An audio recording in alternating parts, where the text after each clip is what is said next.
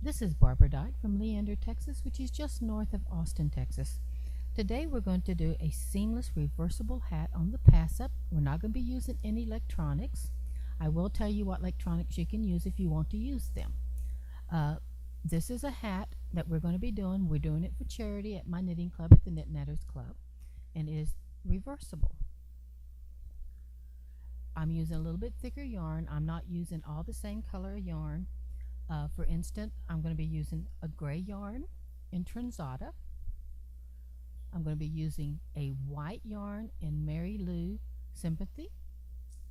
And I'm using a green yarn, which is Tam 3-ply. So you want a little bit thicker yarn for the hats. And this is basically what the hat's going to look like when it comes off the machine. We were going to start with some waste yarn so that we can hang our weights. Then we'll knit one color, knit a second color, and then knit the final color, and then we'll hand sew it off the machine. So let's get ready to begin.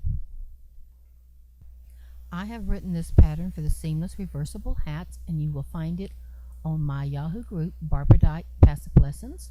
I ask that you not copy it and claim it as your own. It is a free pattern for charity. If you use it and make some hats and sell some hats, I don't have any problems with you doing that. I just ask that you leave this pattern in my name. You may share it. It's free. So we're going to get started.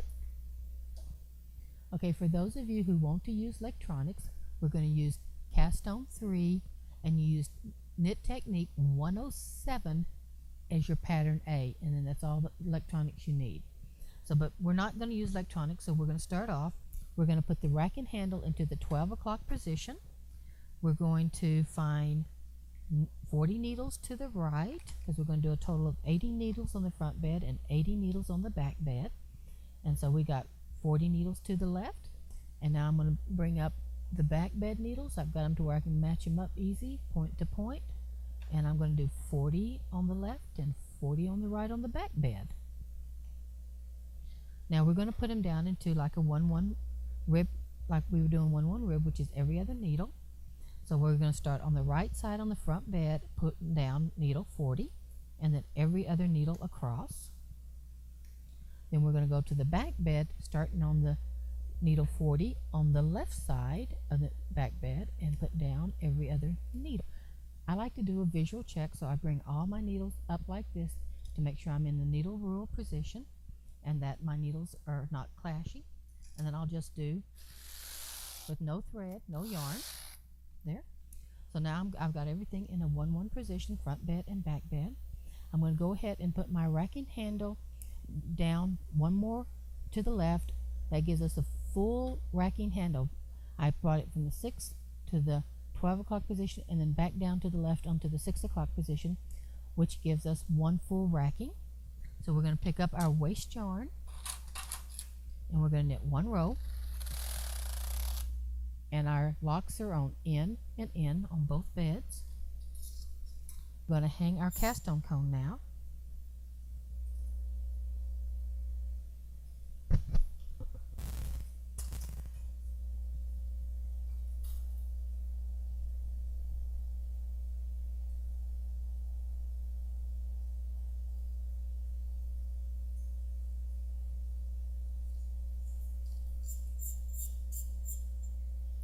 And we're going to use 2 weights.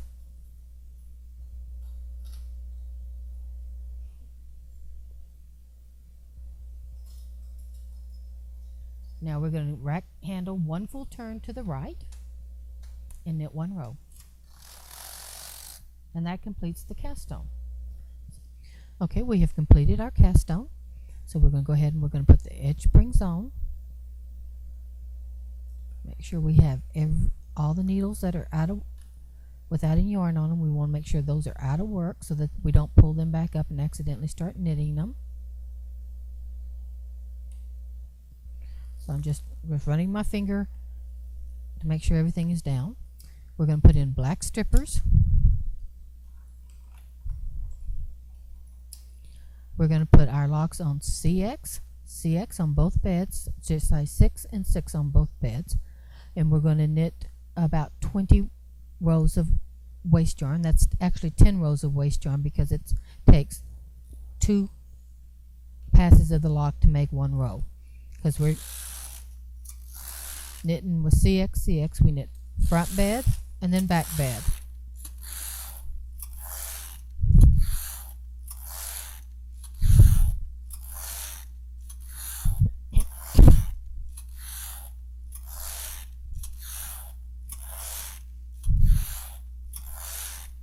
So we've concluded about 20 rows. Now we're going to go to our first color, which is gray. We're going to put the row count on 0, and we're going to knit to row count 22, which is 11 rows of every other needle knitting.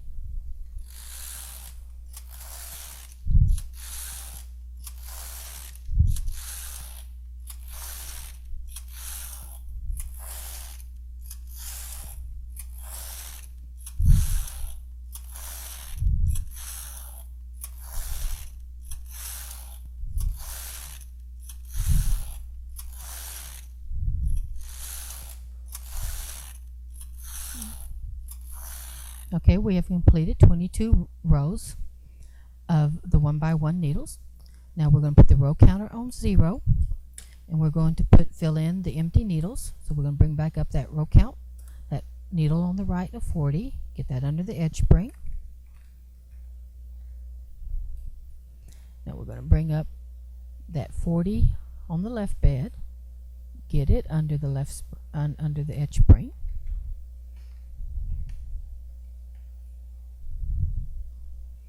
Now we're going to continue knitting in the gray for 134 rows.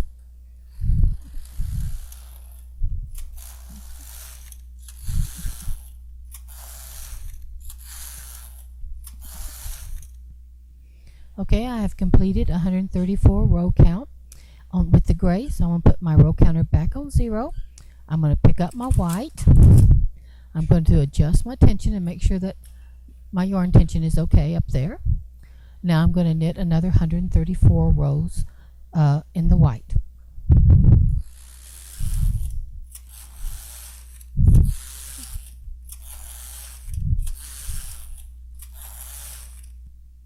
Okay, we have completed our 134 rows of the white. We're going to put the row counter back on 0, and we're going to pick up the green. Now we're going to knit to row count 134 again.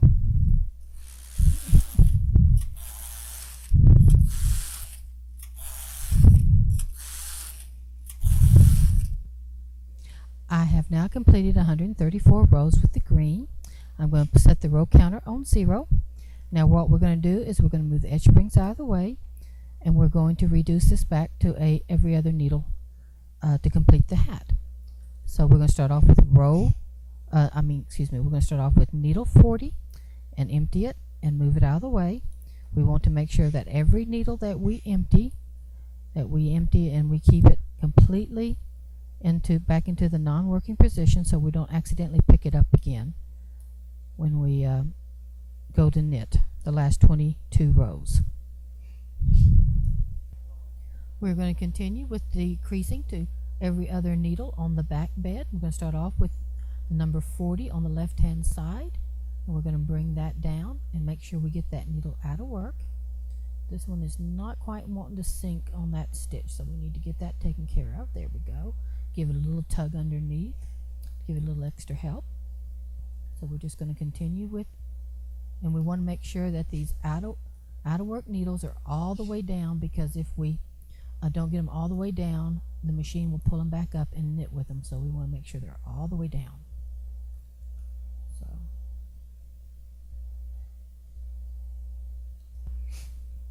okay, we've completed getting all of our decreases done back into a 1-1 position. We've got our row counter already on 0, so we're going to knit the first 2 rows slowly, because we've got doubled up stitches, so we want to give the machine a chance to knit those off. And now we've got the first 2 rows. Now we can knit another 20 rows to equal 22 row count.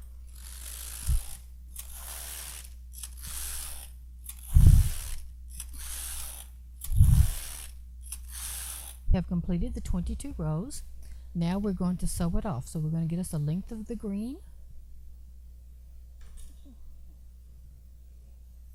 going to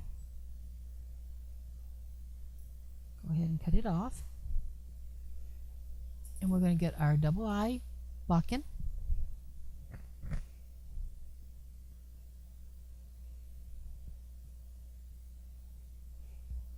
And we're going to start with the front bed, and we're going to bring it through and just sew it off.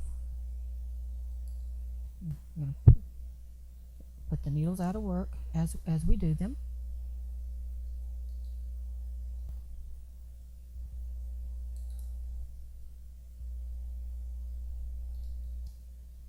And you don't have to pull through all the way each and every time. If you do it in smaller, kind of keep your little threads short there, it makes it a little bit easier to work through. So I've just got me a length to work through, and I'll do like 5, 6, maybe more. Bring them all out of work, and then I'll bring that yarn on through. And I'll use my left hand to kind of hold that other yarn out of my way so I don't tangle it up into what I'm doing.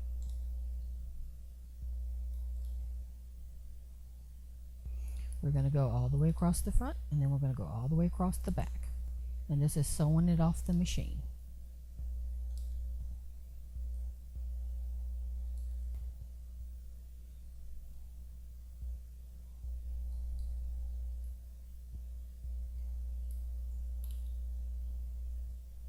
Move that edge spring out of our way.